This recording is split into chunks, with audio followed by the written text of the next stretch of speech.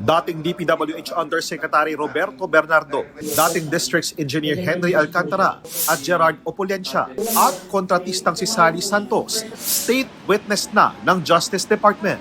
Dahil dito ligtas na sila sa criminal liability sa mga ghost flood control project sa Bulacan. Pero pwede pa rin mapanagot sa ibang kaso.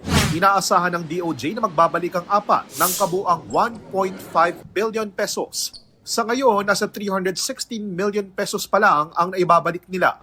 Hindi naman nag-qualify sa Witness Protection Program sina dating DPWH Bulacan Engineers Bryce Hernandez at JP Mendoza.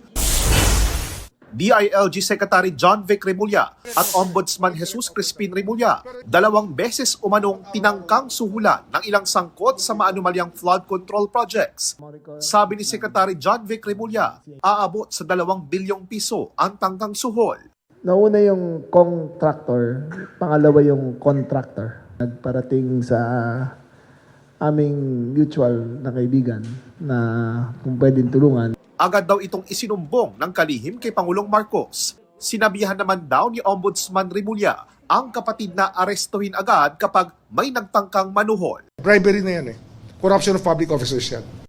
JP Soriano, nagbabalita para sa GMA Integrated News.